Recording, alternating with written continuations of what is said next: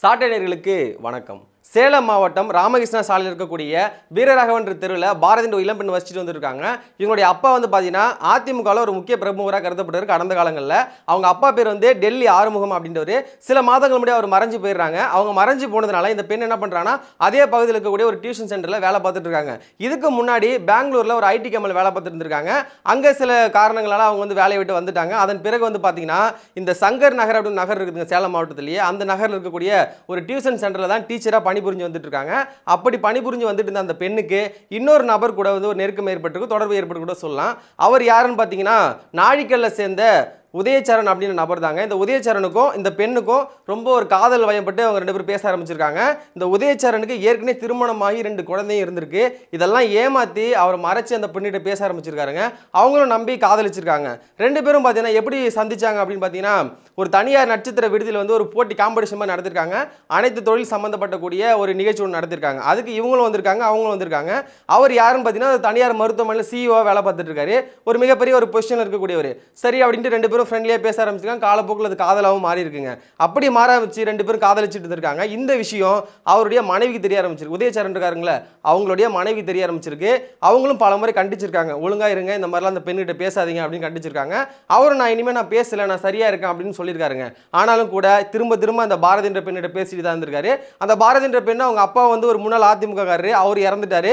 பெரிதா வந்து இப்போ ஃபேமிலி யாரோட சப்போர்ட்டும் இல்லை, அதனால நம்ம ஈஸியாக ஏமாத்திடலாம் அப்படின்ற ஒரு உள்நோக்கத்தினாலேயே இவரும் பேச ஆரம்பிச்சுட்டு இருந்திருக்காருங்க. இப்படியே காலப்போக்கில் போயிட்டு இருந்திருக்குது. ஒரு நாள் என்ன பண்ணியிருக்காங்கன்னா அந்த பாரதி என்ற பெண்ணு நீ தான் என்ன காதலிக்கிறீல்ல, என்ன திருமணம் பண்ணிக்கோன்னு கேட்க ஆரம்பிச்சிருக்காங்க. அப்போதான் அவர் சொல்றாரு எனக்கு ஆல்ரெடி திருமணமாகி 2 குழந்தைங்க இருக்கு அப்படின்னு சொல்றாரு. அந்த பெண்ணு காதலி அழுறாங்க. என்ன நீ ஏமாத்திட்ட, என் லைஃபை ஸ்பாயில் பண்ணிட்ட அப்படின்னு அழுறாங்க. இல்லை நான் உன்னை திருமணம் பண்ணிக்கிறேன், நான் 2ஆம் தரமாக உன்னை திருமணம் பண்ணிக்கிறேன், நான் கட்டிக்கிறேன் அப்படின்னு சொல்லியிருக்காரு. அவங்களும் அதை நம்பி அந்த 2 பேர் பேச ஆரம்பிச்சிருக்காங்க. இப்படியே காலப்போக்கில் பேசிட்டே இருந்திருக்காங்க.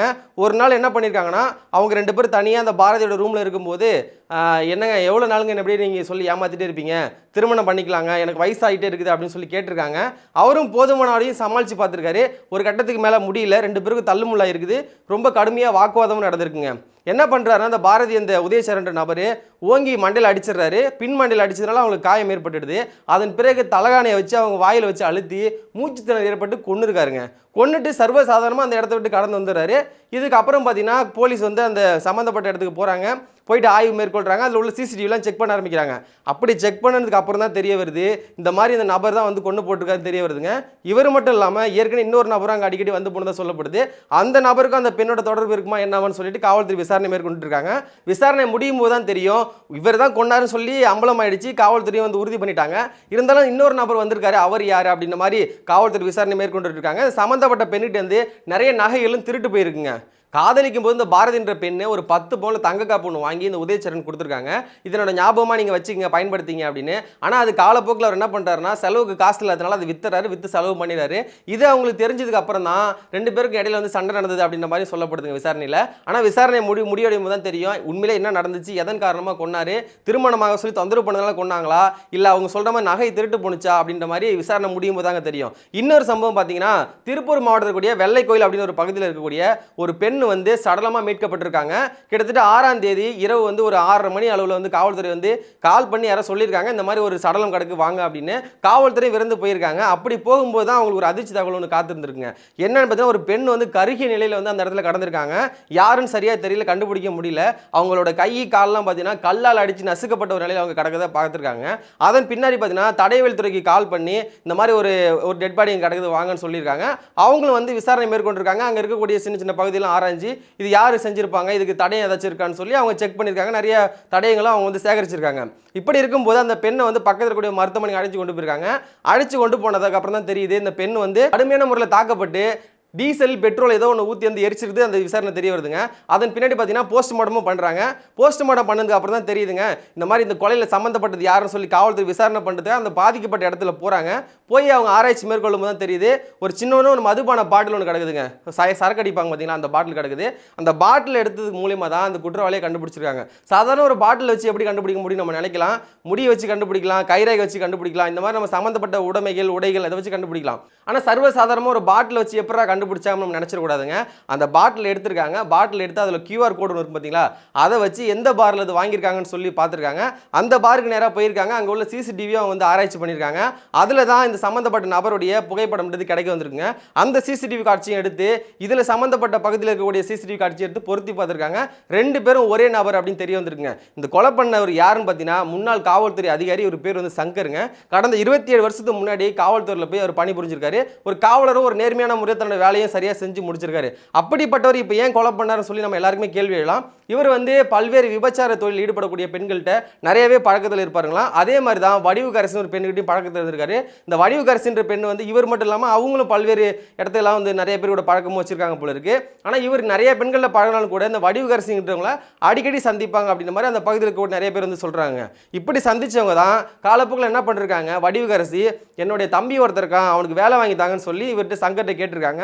இவரும் நான் வந்து காவல்துறையில் வேலை பார்த்துருக்கல, எனக்கு வந்து பேக்ரவுண்ட் இருக்கு, நான் வாங்கி தரேன்னு சொல்லி அந்த பெண்ணிட்டு நிறைய வந்து பணங்கள்லாம் வாங்கியிருக்காரு. பல லட்சங்கள் அவங்களுக்கு கொட்டி கொடுத்துருக்காங்க. வேலை வாங்கி தருவார் நம்பிக்கையில் தம்பி எப்படியாச்சும் அவன் முன்னுக்கு வந்துருவான், அவனுக்கு ஒரு வழி நம்ம பிறப்பிச்ச மாதிரி இருக்குன்னு சொல்லி அவங்களுக்கு பணம் கொடுத்துருக்காங்க.